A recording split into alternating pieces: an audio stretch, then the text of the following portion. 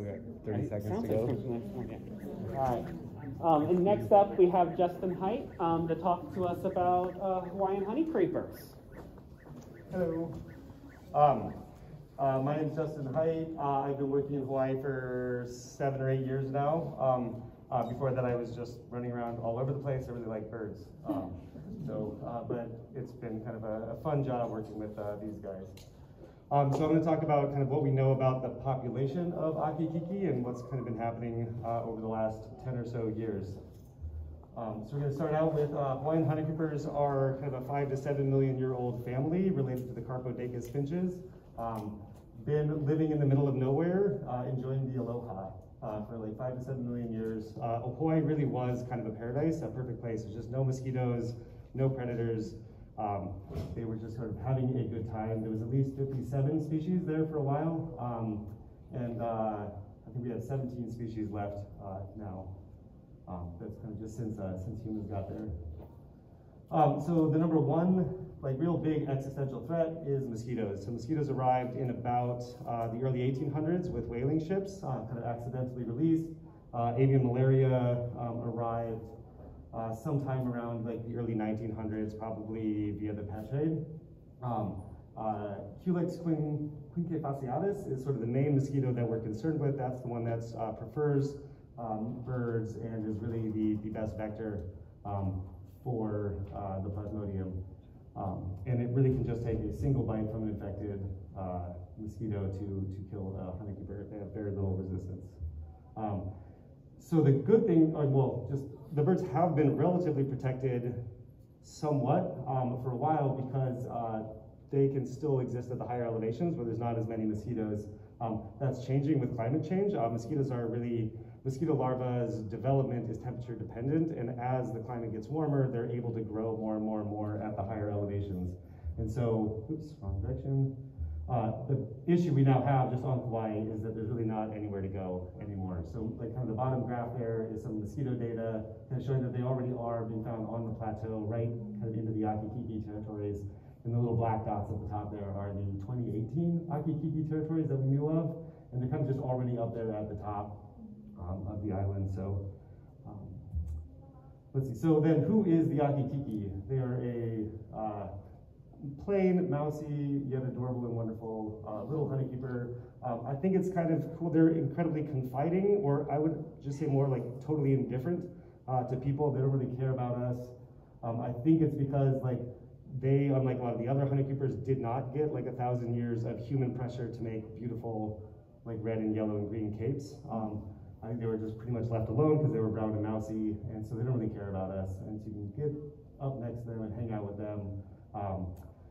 They're just found on Kauai. They're insectivorous. They're a creeper. They're kind of like a less intuit version of a nuthatch. They were listed as endangered. Yeah, so they're like pretty good at creeping and crawling around, but they're not as acrobatic as a nuthatch. They're really difficult to detect. They're quite quiet. They don't sing at all. Really, the only times we really hear them singing, like this year, the only ones I heard sing were when they have fresh fledglings with them. It's like they're teaching their children, like, this is the song, never sing it, but this is it. Teach your children someday. So the main metric we have for their populations is the Hawaii Forest Bird Surveys, which have been going on since the 60s. It's kind of just a series of standardized point count locations. And what they've shown is kind of like, the 2000 data to 2018 kind of is showing that rough decline from around 2,000 birds down to around 440 is what we got to in 2018. Point counts were great for just sort of these large scale patterns and showing the general trends for what's happening, but they're not very good when we get down to this view. So even the little red dots, you can see the range contracting there as well. From the purple is this 1968 down to the green, which is sort of the more recent ones. But the little red dots, I think are the 2012 data, where it was like 4 birds detected at 3 stations, and that's it. That kind of a lot of this, that 440 kind of numbers are based on. One of the other things that we did to get a sense for what was going on is we created predictive maps using LiDAR that we had collected for the Alakai Plateau. And so this is 88 nests, and then we also have like 3,600 detections of birds where they just take a GPS point whenever you find a bird. and put that through to make these models. To me, the real bummer about the model was I was very hopeful that we kind of knew that there was a lot of birds kind of in that southern area there. We knew that that was like a really good hotspot. We thought that that would be like the last stronghold of the species. We were hoping there would be more areas like that we weren't really visiting yet, but the model showed that there really weren't. There's a couple little spots here and there. The best metric we got for understanding population numbers, I think, was sort of the territory mapping that came out as a byproduct of the egg collections that we did. So kind of a decision was made in the mid-2015, 20-teens, so that starting in 2015, we would be collecting eggs for a few years to create a captive breeding flock. And to do that, we had to collect the eggs. We were using 40-foot ladders. They nested in the outer branches of trees. So like a 40-foot ladder sticking up and holding it up with like static ropes, and you climbed to the top of it. It was fun and sketchy, and I see some people here in the audience who've done it. And there's like a picture of, I think, me like with a GoPro on a pole holding it up to the eggs as well. So, but in order to find these nests, we had to find the territories. We had to figure out, is this one territory or two territories? So really, we're just able to get a very good sense of what was going on with the birds in order to do this. And then this is just sort of what we found. And we didn't set out. This was just sort of something I was doing because I was learning how to use GIS when I got there in 2015. So I just sort of started making these maps. And it turned out to be good data later on. But you know, we sort of started with lots of birds, continuing along in this area. And this again is kind of like that real core of where we knew that the birds were. 2020, just like right at the beginning of the pandemic, we were just like, oh my God. But like, it was sort of hard to raise the alarm bells because the alarm bells were already, everyone was freaking out because of their own pandemic. But then I think even in 2021, it got extra bad, even that like northern of the two territories that were remaining there, the female even just died during the field season. I think she was on eggs, then she just sort of like abandoned the nest, and then she was gone. And then like the male did that thing where he just sort of like actually started singing all the time and flying around, I think like looking for a new mate.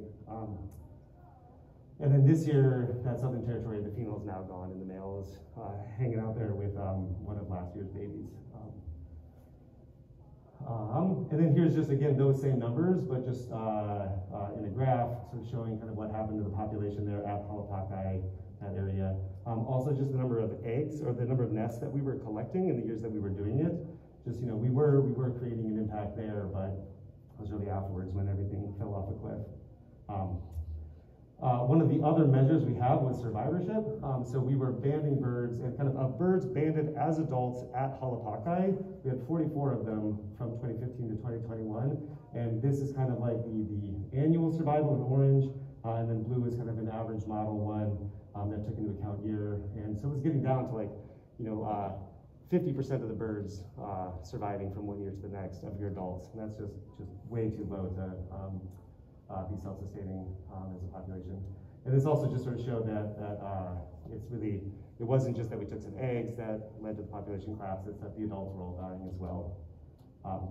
And it's just, I mean, the averageness of it kind of like really hides some of the fact of just how bad it's gotten since 2018. This is Napua and either Abby or Erica, the baby, but kind of how many young fledged per year. So in 2020, she's the only female that was left in 2020 breeding, and that's the only nest, and they fledged too young out of that nest. 2018 was the highest number of like fledglings that we just definitely saw out there. And so this is a very imperfect number, because if you think about it, in 2015, 2017, 2015 to 2018, we were actively collecting nests, and we knew, actively collecting eggs, we knew that that was kind of okay because they would be re-nesting. In many cases, they just immediately went and re-nested and fledged more young. But you know, they have a chance to double breed and stuff. So, you know, had we not been doing that, the number of fledglings would have been higher. But this is just what we saw despite all of that. And in 2018, it was 39, and we thought it was even closer to 50 or 60, just because a lot of cases there was totally 2 chicks, but someone went back 2 weeks later and there was just 1 baby flying around the adult, so that just counted as 1. But when there's very little predation actually, so it was probably closer to 50 or 60 that year. higher than a lot of these other years, but in 2021, it was definitely just that one nest and those two chicks. And this year, so far, it's still just definitely 0. So then the USGS did an exercise with us, an expert elicitation, to consider all of the published and unpublished data for akikiki and to get our sense of what we thought was going on. And so we kind of gave our minimum, maximum, and our most likely estimates for the actual population of birds on the landscape as of like the end of last field season, and then the year of extinction in the wild. And we defined extinction in the wild as fewer than 10 breeding females. And so you can kind of see our most likely actual population of size of birds out there right now is 45, and the year of extinction in the wild would be 2023, which is next year. And kind of the earliest being this year, and the latest really being 2026. So kind of, what now? Landscape level mosquito control is coming. There's a lot of work being done by a ton of different people to create a Culex mosquito, and those would be like that kind of using Wolbachia, which is a naturally a bacteria that's found in insects, and you can create a strain that's incompatible, release huge numbers of sterile males, swamp out the population, drive them down. That's totally coming, and they're already going to be having releases of them in, I think, 2023 and 2024. It's just that we don't think that that's in time for the akikiki. So the decision's actually been made to, starting this January, to go in and catch and pull all of the akikiki that are out there, bring them into captivity, and keep them in care until mosquito control happens, and then the goal would be to immediately release them again back into the wild. So this is just the situation right now. Actually, this is the 2021 data, and then I didn't make the map yet for the territories for 2022, but you can kind of see the hollow boxes are the 2018s, where there was just a ton of them all over in 2021, and now there still are a lot of them up there north along the Pali, the cliff. And we just think that it's actually slightly lower elevations. We thought that they would go extinct earlier, but there's just a lot more rain there, and I think probably just maintains a colder year-round temperature.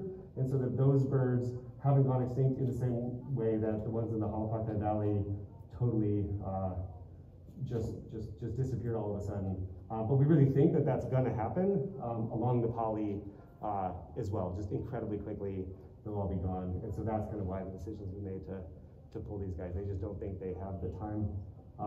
And one final little thing, we had a fun little collaboration with some black hole astronomers. We told them, I met some of the people who took the picture, and I told them that we'd named one of our birds Povehi after the black hole that they took the photo of in the M87 galaxy. And they liked it, and they tweeted that Povehi is 10 to the 41 times less massive than the black hole. Which just 10 to the 41 is really, really large. And then just a thank you to the akikiki. These are just some of their nicknames, and it meant a lot to me to work with them. They were really great individual birds to spend time with. And thank you to all of the field biologists in particular who collected all of these data and did a really great job over the years. So, and with that, questions?